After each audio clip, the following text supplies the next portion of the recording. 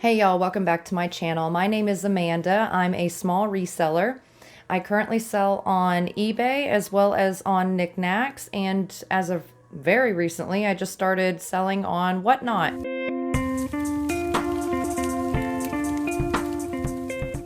I had my very first Whatnot live sale this past Saturday.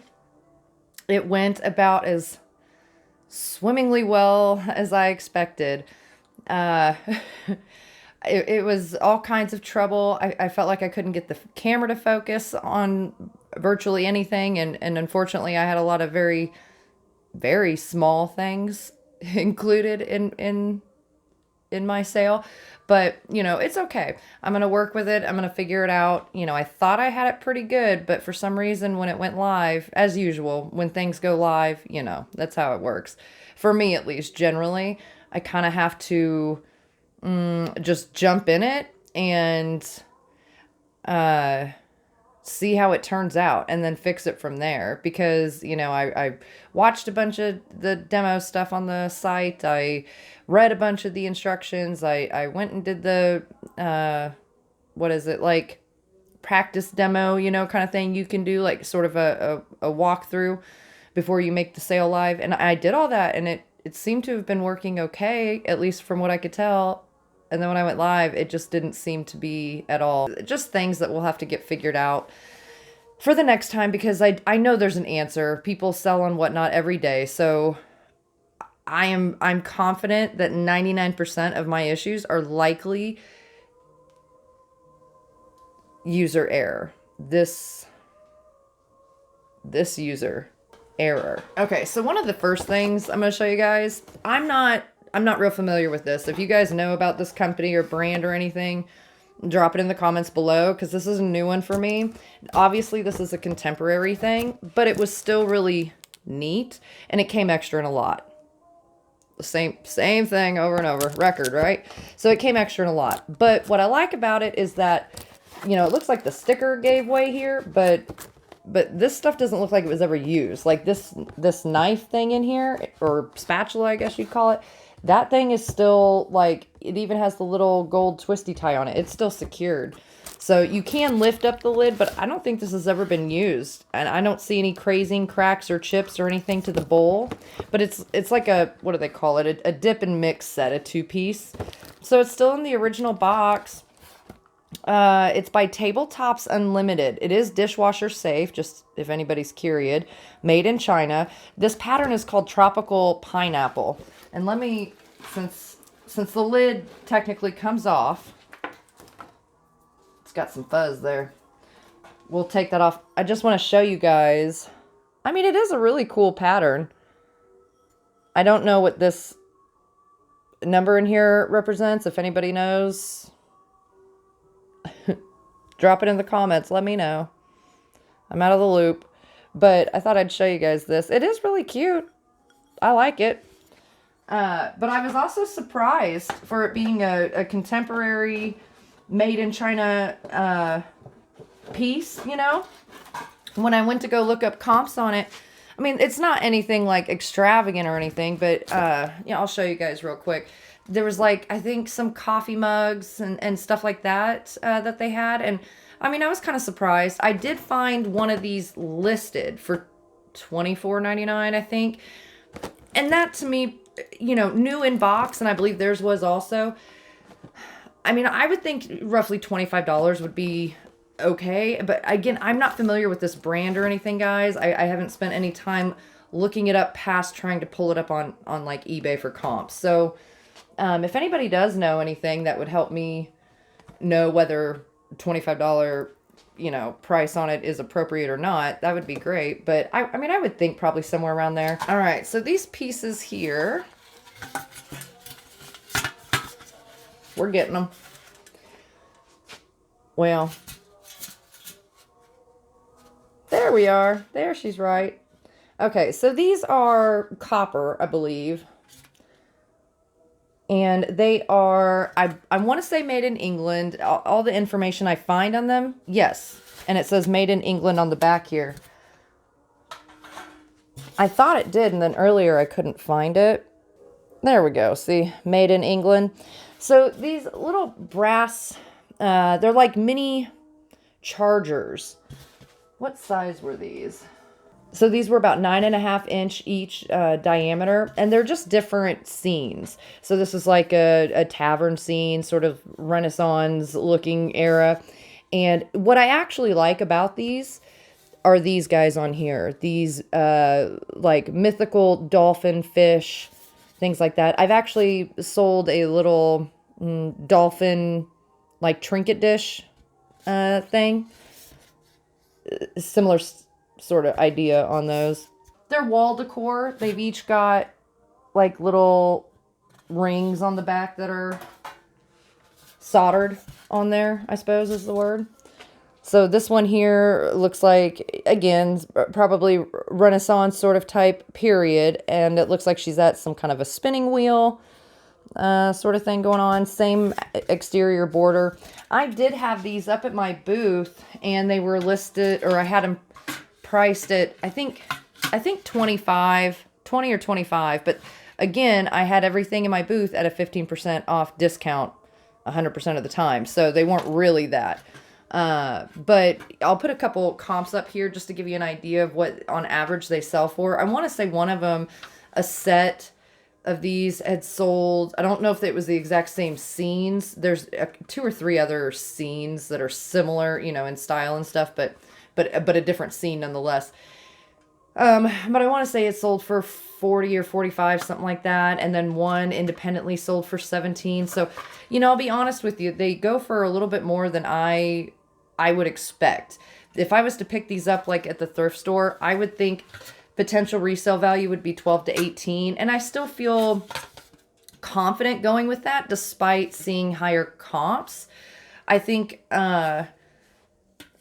these I'll probably list on eBay and list them at $30 and just see where they go. I wouldn't be surprised in the long run if somewhere between 12 and 18 is more where I hit, though. I don't know why. It's just something my gut tells me. It's not that there's anything wrong with them. You know, like I said, I've shown you guys the same or very similar ones sold for more, but I don't know why. I don't know. Maybe it's just because I don't think they're very attractive, to be honest with you. Like, I think they would look good in decor, but I think just looking at them by themselves, I don't care for them. I think if they were in nice decor that complemented it, I think they'd look great, though. I think they are cool decor pieces, but I don't know. My ramble thoughts on random crap. There you go. This piece here is nothing super fancy or anything to get excited about. It is, you know, it's got age wear to it. I would imagine this maybe dates to the 40s, 50s, 60s, potentially even. This is kind of like a shelf liner or some type of wallpaper or something that's been laid down in here.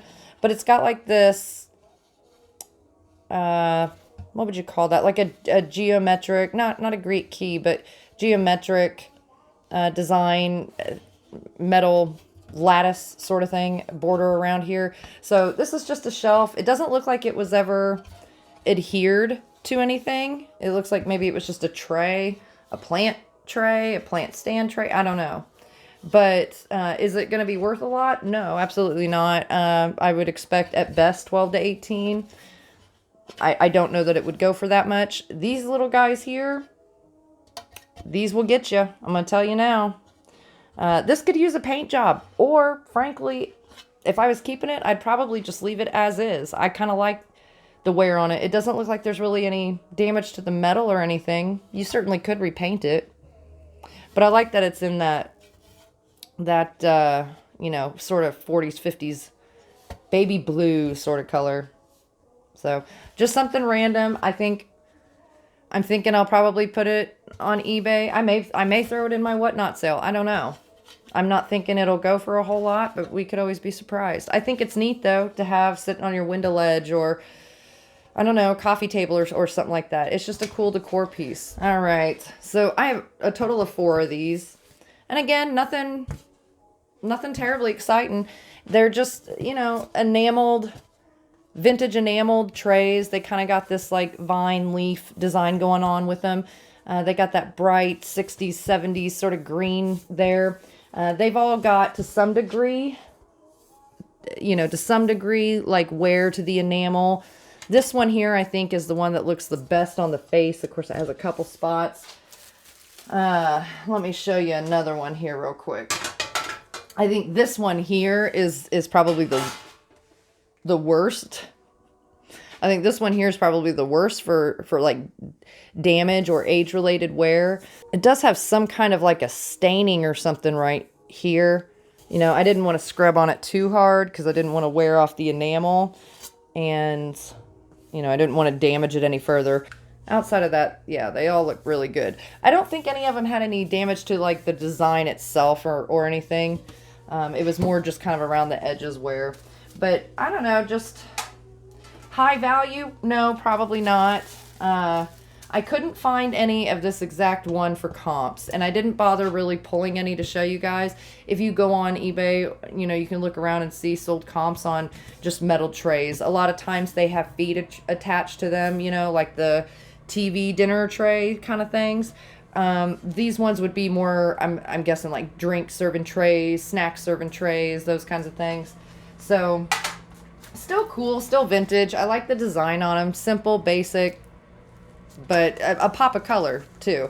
These would be great like in a sunroom or, using them out on the patio and that kind of thing. So I don't think they'd be terrible to ship. They weigh about 1.5 pounds for all 4 of them together, but I don't think they'd be terrible. So I may include these in my whatnot sale and just see what happens with them. But, a set of 4, so. All right, guys, this next piece I really love, and I'm sure you guys have seen these or similar ones. This is made by Jefferson Glass. They did a lot of Victorian glass, a lot of art glass, or what I would consider to be art glass. This, for example, is a hand-blown piece, and it's referred to as pink coralline is the color. And they did a few pieces, like a pitcher. They did a tall vase. They did a violet vase. They did a violet vase, which I didn't know there was a difference in like a rose bowl versus a violet bowl or vase, but there is apparently. Anyways, it kind of has this, crimped edge thing going on with like a wider spot on each corner. This is referred to as spatter glass. So basically when they're blowing the glass, they'll take the hot molten glass and they roll it in what they call frit or little glass shards basically. So they have all this frit, this pink coralline frit laying there, and they roll the hot molten glass over it and it picks it all up. Then they reheat it. This pink glass melts and molds in with this clear crystal glass. And then they take and they form it and everything and finish off the bottom. I don't see any marks or anything on there. A lot of times Jefferson Glass wasn't marked. I'm trying to remember the years they were in production, but I feel like they were late 1800s into maybe the 1920s or 30s, something like that. So if I'm remembering correctly, I think anytime you find like a true Jefferson Glass piece, it is antique, essentially. So really cool. No chips, no cracks. I love it. It's just kind of this confetti sort of appearance to it. Very sweet, very delicate, very romantic. Good for Valentine's Day. I didn't even think about that till right now. You saw the light bulb come on right there. But yeah, good little Valentine's Day one. I plan on having this guy in my whatnot sale. I'm going to put a few listed comps up here, currently active listed ones. I could not find any current sold ones, so in the last 90 days on eBay. I wish to some degree I still had my worth point just for moments like that, but then at the same time, if you're going past 90 days, maybe a year at most, you're kind of looking out past prices that would really be appropriate. So, I mean, it's just the only time worth point for me was really of much use was really trying to identify things that I couldn't find anywhere else except for on worth point, and then getting an idea of at least what did it sell for so I can maybe gauge to some degree what I should potentially list it at. But otherwise, I just didn't use it enough, frankly. What's actually appropriate for this? Me looking at it, I would think somewhere around a $20, $30 mark to me feels appropriate. I'd love to know what your guys' thoughts are. I haven't ever sold Jefferson glass before. You can go on and find Jefferson glass listed, sold comps and of different pieces they made that sell really well. So I may be undershooting this. I don't know. This piece here is a hand-painted vase. It's signed F. Reeves, 1993. Okay, so the painting on it wasn't done terribly long ago. Vintage, sure, but not terribly long ago. They did this, these are blackberries, I think. I'm assuming these are the flowers that bloom on blackberries. They applied a pearl iridescence to it, which I thought was really cool. They kept with the gold accent out here. I mean, they did a fabulous job. I don't know if that stands for Frank or Francis or whoever, but they did a phenomenal job on this. I mean, that was... Is it a, Van Gogh or something? No, of course not. It's not done by a master, but that is really, really well done. Especially for, I'm just going to say, because we know this was painted in the 90s, I'm just going to say hobbyist piece. So, wow, though. Good for you, F. Reeves. Very good. Very nice. What this would actually sell for, I have no clue. If I was listing it on eBay, I would probably start it at 28, somewhere between 28 and 36 maybe, and see what it did. What it would actually go for, no idea. It's a very, very cool, very well done piece. I like it. I like it a lot. I love the colors of it. I really like the purple. I feel like we always see pinks and yellows and stuff. I love seeing these like darker purples and blues and things come in. So, but I'll have that in my whatnot sale. Thought I had to show this one to you next because, well, F. Reeves strikes again. Let me just go ahead and show you the signature there. So it says Reeves on here again. And I did find these two pieces in a thrift store together. And this one just says 92. So if you were to pick this one up by itself, again, completely hand painted, how freaking gorgeous. And on the other side, a similar motif, another rose. I mean, just so beautifully done. And then this one here is a vintage piece of porcelain, and I would assume, the other piece, the porcelain isn't marked, but I would assume it's probably a vintage piece of porcelain. But this one here is Limoges porcelain, so it's just a little oor, and the inside of this oor, at least on the neck, doesn't feel like it's glazed. I don't know if you guys can see, like where the glaze stops. So it's not, it's purely decorative, I would assume. I don't know that you would want, even for a vase, I don't know that it would hurt it to have water in it. For a vase, you'd probably be okay like as a bud vase, but you wouldn't want to like really drink from it and stuff because that ceramic, there's nothing to, ceramic's porous. It can be. So that's why they glaze it. So since it's not glazed on the inside, I don't know that you'd want to use it that way, but it's a really pretty decorative piece. There's no chips or cracks on the spout. I don't know if this here is actually wear or if he just, like, the paintbrush slipped. I'm not sure because there's no gold trim that extends past anywhere else. So I don't know. Maybe that was just Reeves slipped up a little bit, but that's okay. I mean, the painting is astounding. It just always blows my mind. This is what I meant by I don't know. For me, I just don't discard hobbyist pieces because, if he hadn't dated this, you could easily think this was done, in the early 1900s, or at least going back to the date of this mark of the porcelain, That's just, it's gorgeous. I love it. Same thing again, what it would actually sell for, I don't know. I can't make up my mind if I want to sell these pieces together since they were painted by the same artist. I feel like I probably should sell them separate. Drop it in the comments if you think I'm not thinking of that correctly. But I don't know. My gut tells me maybe sell them separately. Just because they're different. If they had the same motif on them, I'd probably go ahead and do them together. My gut tells me that one, I would expect 12 to 18. I feel like there could, give or take. I honestly don't know.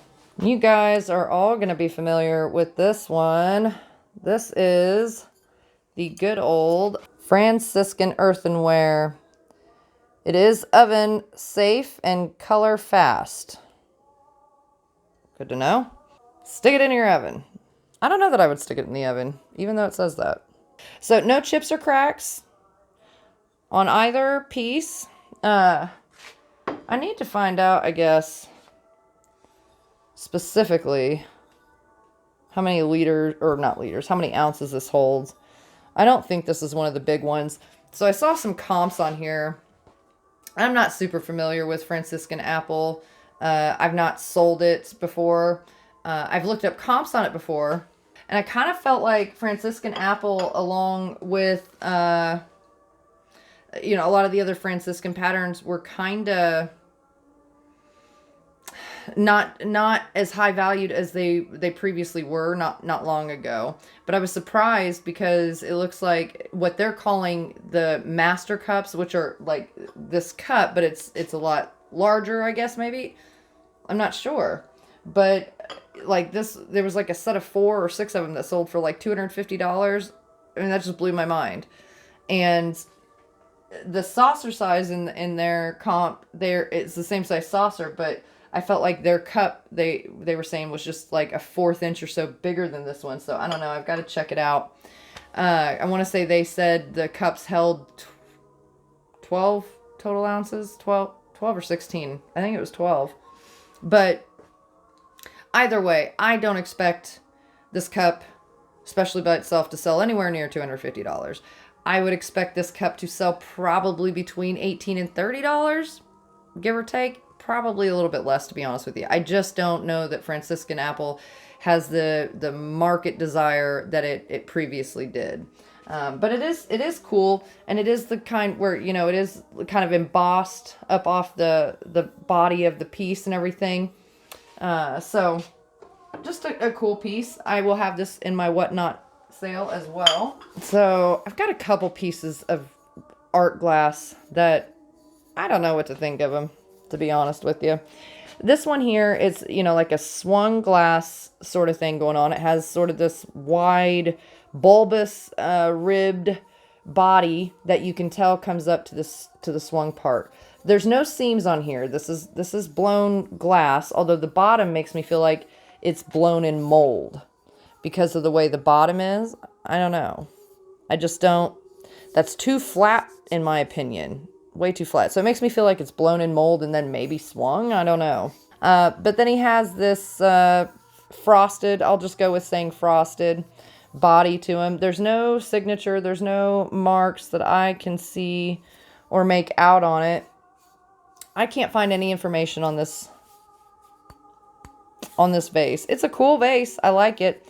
I don't know how well you guys can see, but it kind of has that soda green blue color to it, like the old soda bottles. That's what it reminds me of. So I'm not sure what kind of glass it actually is, but if anybody does know anything on it, certainly drop it in the comments. Let me know. I'd love to know. I've held on to it for a while, just trying to figure it out, and I've never come across anything that tells me what it is. So I'm going to put it in my whatnot sale. This piece is the other piece of art glass. There's the base for you. There's no signatures or anything. No chips or cracks on either of these two art glass pieces. So this one here is this like olive green, and it's cased over clear. It's a nice smooth top here. You can see like some of the air bubbles and stuff up here. I don't know that those are intentional. Those aren't like what I would call bollicante. I'm surprised I kind of don't see any signatures. I mean, is this just really like a mass production piece? It definitely looks hand blown. I mean, I don't know. I can't figure it out. I've held on to it. It feels like decent quality glass. It feels like good glass, but I just don't know. I do not know. I don't think this would have had a stopper. I'm assuming this is just a vase. So versus a flask, although it does kind of remind me of like a flask, but it's It's roughly about 3 to 3.5 inches wide, and I want to say it was maybe 5 inches or so long, 4.5, 5 inches long. Sat 5 or so inches tall. I have no idea comp-wise where this guy would pony up to, but I can't find anything on him. I'm tired of holding on to pieces that I can't find anything on because, you know, you eventually will wind up with a hoard house of just crap that you can't find anything on. And I don't mean crap like it's worthless. I just mean a ton of stuff that you will just keep forever and never figure out. So we're whatnotting it. We might Niknax it. I'm gonna think on that. Drop in the comments. Tell me which way you think I should go. All right. This one is a Dryden pottery piece. Dryden Pottery was originally founded by a man named James Allen Dryden, I think, and he went by Jimmy, and he founded his pottery, I believe right after he came back from World War II in 1946 in Ellsworth, Kansas. They were in production until, I think they were finally taken out of production in 2008. I think they wound up having 3 generations of family do it. So that's right. They didn't close up in the 70s or 80s. They stayed open for a while. So Jimmy had opened the pottery when he came back from World War II, and he worked well with clay. He was a pretty good artist and stuff. I think he studied a couple years at KU in their art department, and but he was a really talented person with working with the clay. He found that the clay in Ellsworth, Kansas was like too gummy. It just wasn't very good for creating ceramics or art pottery or what have you. And so he found that adding volcanic ash to it gave it a better consistency to work with and stuff. And so that kind of became like his trademark. His pieces are made with volcanic ash in them. And I'm assuming probably a similar idea is like adding ash, you know, like to porcelain and stuff, bone ash and stuff. But the slogan when they started was a melody in glaze, or a melodies in glaze. I think it says on here, melodies in glaze with volcanic ash. And so they were just known for this like super high quality craftsmanship. And these glazes, like this is kind of this like drip mottled sort of looking glaze. I don't know what the hell's going on up here. I don't know, but it looks cool as heck.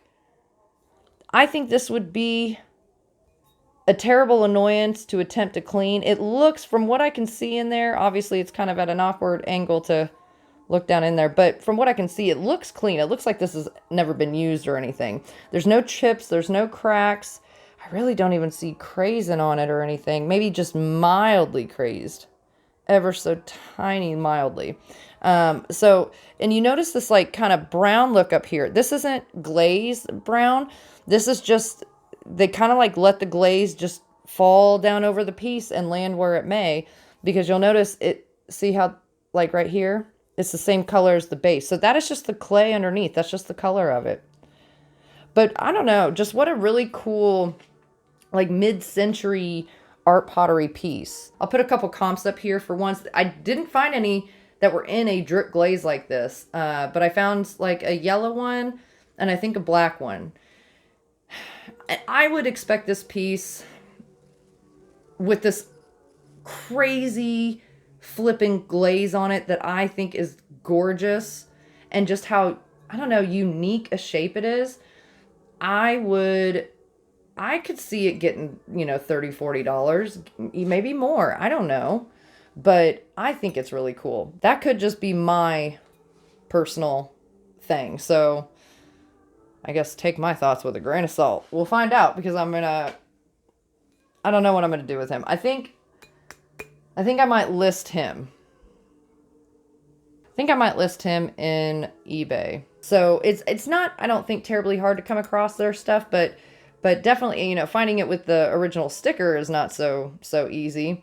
Generally, Dryden pottery pieces are marked, and generally it's inscribed like they took a paper clip or something and wrote into the clay itself, you know, like I showed you on here. But they generally are marked on the bottom, so if the sticker's missing, most of the time you'll find it on here. But they wound up relocating their pottery from Ellsworth, Kansas to Hot Springs, Arkansas in, I think, the 50s. I think it was 56 when they moved. And I think it wasn't like it burnt down or anything crazy like most places. It was something to do with, I think maybe there was probably less pottery competition in Hot Springs, Arkansas at the time, and maybe clay interested him. He had his reasons, but they definitely relocated to Hot Springs for the purpose of the ceramic business. So just really cool, though. Really cool history to it. It's kind of one of the, I don't want to say unknown potteries, because that's certainly not the case. Was it Schroeder's, I think, has had them in their collectibles books and stuff like that for a while. Covels and stuff, a lot of times they list them. So it's not that they're unheard of, but they're definitely collectible, but they're not as known as like Hull pottery, for example, you know.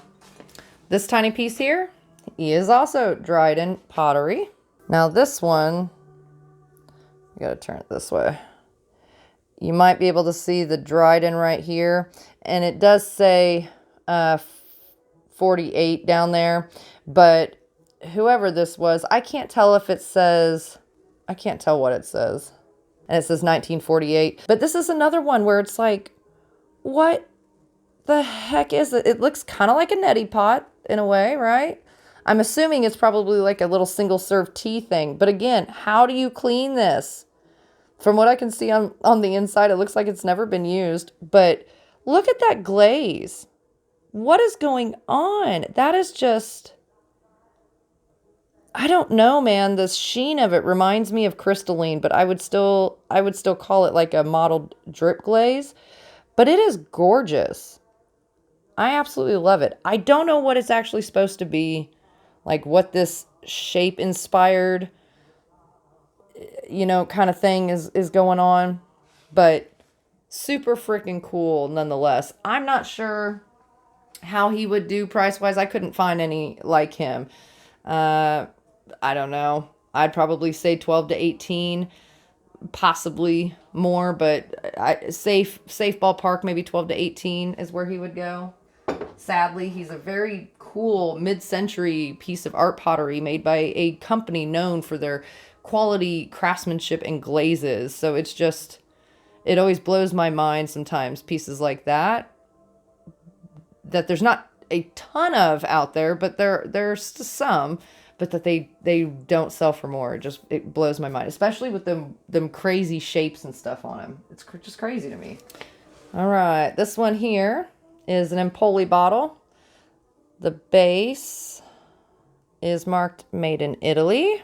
It's got that diamond point Genie bottle style. It's got the original stopper with the little kind of plasticky, sort of rubbery, plasticky base. There's no chips or cracks that I've found on it anywhere. He's in really good condition. He's about, I think, 7 inches tall with his stopper, so probably 5 or so inches tall without it.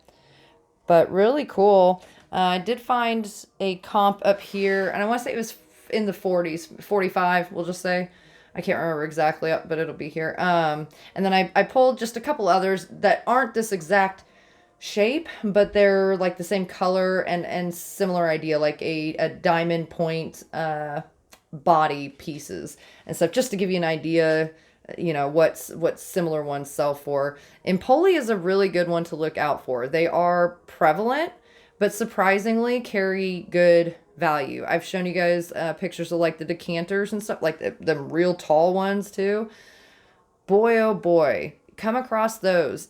Even if it doesn't have the stopper, if you're getting it for the right price, pick it up, because it will sell even without the stopper. The stopper is the cherry on the top. That will put it over for you. But even without the stopper, get it. The stoppers alone can sell for $60 and $80. So pick it up. Pick that bad boy up. Oh my goodness. Whew. Okay, so I told you guys my next whatnot sale, I plan on having a lot of collector books. And I may break it up. I may put, just a few in a sale, every few sales or so. But I had in my booth, okay. So, in my mission to accumulate as many collector books as I could, what I would wind up doing somehow is ordering multiples of the same book. And I swear every time I would go check to see, do I have this book? And I'd say, nope, I don't have it. And then I'd order it, and then it'd get here and I'd find out I have that book. So most of these books I have a copy of already. And that is why I'm going to be selling them in my whatnot sale. And I plan on just putting them at, I don't know, maybe $2, maybe $4 bid, just probably depending on the book, but a low bid start, and, give everybody out there a chance to cash in on these books. They're all in pretty decent, pretty darn good condition. To my knowledge, there's no pages missing. I think, in a few of the books, there's some pen marks and stuff, but nothing where you can't read it, or, there's no major damage to it. So they are used books. None of them are brand new. I'm not going to take the time to go through every single page. I'm not a book dealer, but I can tell you they're in fine condition. They're pretty nice. This one here, well, it must have been published in England. Yeah, this is a 1987, and it's published in Britain, reprinted 89, so it's 1989. Yeah, but it was printed in England, Britain, whatever y'all want to say. But it's on English enamel boxes. Really, really cool, really neat little book. I've got one on Limoges. The Limoges. Majolica. I've got a few different price guides like this. These big heavy duty ones. They're different. They're all different years and stuff. But, I'll be honest with you. A lot of times in the price guides, it's good. I recommend always getting them if you can, especially cheap. But you see a lot of the same repeat information. I hate to put that out there, though, because at the same time, there's always a few little this and that they sneak in that weren't in the book you have. And it would sometimes be nice to find that info. So I'm not against collecting one. I think they put them out every year, if I'm not mistaken. So this is a small, very small portion of what I have. And I'm a big proponent for utilizing material in your hand, such as books. And so I've had a few videos where I've talked about books or shown books that I have and stuff like that. And so since I brought all these books back, I don't want to throw them away. And I honestly, like I said, I'm not a book dealer. I really don't want to spend the time researching them that in-depthly. And, when you sell books, you have to you should anyway, go through and mark every page, every damage piece you can find to it. A highlight, a pencil mark, or whatever, a bent page, and I ain't gonna do all that. We'll flip through it. I'll show it to y'all, and then we'll run the auction so that everybody, gets a chance to at least see it and stuff. And I'm not gonna sell you anything that's full of mold, or you can't read it, or pages are missing. I'm not gonna sell you that stuff. So, there will just be an element of trust here. But I'm still going to show it to you before I sell it to you anyway. But yeah, so I'm going to do that. My next whatnot sale, like I said, will be on this coming Wednesday. I'm planning it at 7 o'clock. I don't know who all else is doing their sales at what times. I have not taken the time to look, guys. And so if any of my fellow YouTuber and whatnot salespeople out there, if I'm stepping on your toes, your time, I doubt I'm drawing your crowd away, so I wouldn't be too concerned. But believe me, it's not intended. It's not an intended thing. just trying to learn the system, learn the flow. So I've got that, and then coming up soon, I've got a lot of jewelry and stuff, guys, and I really don't want to sit and just independently list and wait for it all to sell. So I'm going to be doing some jewelry, whatnot sales and stuff like that too. I think, you know, I've ran auctions on eBay. I've ran auctions on Niknax. I really haven't had success much either way. You know, and I even heard Jocelyn talking about like her auctions haven't really started taking off yet and stuff. And I obviously that's a part of it, is it's still growing and everything. But that being said, I've ran several auctions now on eBay, and for the most part, they don't bring in a whole lot, you know. So what I should say is it's not just the amount that they bring in. It's like they don't seem to get much in the way of like views. I don't know. And so I'm just thinking that for now at least, I want to maybe just run auctions on whatnot, and things that don't sell in my auctions, I will either roll over into my marketplace on whatnot and then pull back into a future auction if need be, or pull them out and then just list them on either Niknax or eBay if I feel like maybe that would be better suited for them. Again, I just want to thank all of you guys. If you buy from me, if you watch my videos and everything, I'm going to be doing another video here in the next few days, and I want to go through and show solds. And you know, there's a couple in there that I know people like sent me message, and so I know that they are a viewer of my channel here on YouTube and went and purchased from me. And I'm sure a lot of my sales, especially since I started my channel, I'm sure a portion of them are you guys, and I just don't know about it. And so you know, I just planned on kind of going through and showing, maybe at least since I started my channel, what I have sold, specifically on the things that I've shown in my channel and have sold. So I'd like to do that. And I don't know. I want to thank all of you guys for supporting my channel, supporting my stores, my journey. You know, I love bringing you along with me on it. I really do. I like making the videos for you guys. It's kind of, in some weird, maybe sick, twisted way, it's like my downtime, honestly, to make a video, to make a video for you guys and show you the stuff that I'm going to be listing. So, yeah, it's a good time, and I'm glad you guys, hang out for it. So I appreciate you guys watching to the end. Helps the channel, but it means something to me. So greatly, greatly appreciated. I want to thank all of you guys that showed up to my whatnot sale. There was a good maybe handful or so of y'all, and that meant a lot to me. If you guys hadn't shown up, clearly nobody else was going to. And I did not, I'll be honest with you, I did not anticipate that really anything would sell. I really didn't go into it for that. I really wanted to just do my first one live, just throw myself out of the plane kind of thing, and see if I splat at the bottom or if my parachute opens. And, you know, I think I landed somewhere in the mix of that. Probably broken legs, but survived maybe. But again, I think it was all user error. Me being the user. So I'll get that worked out. I'm not worried about it. I look forward to it. I'm so excited about it. I feel like it's another thing, another venture, another avenue to, you know, to sell, to learn selling and stuff, and different methods of selling, different platforms and everything. And I'm excited to be dragging you guys right along with me for it. So anyways,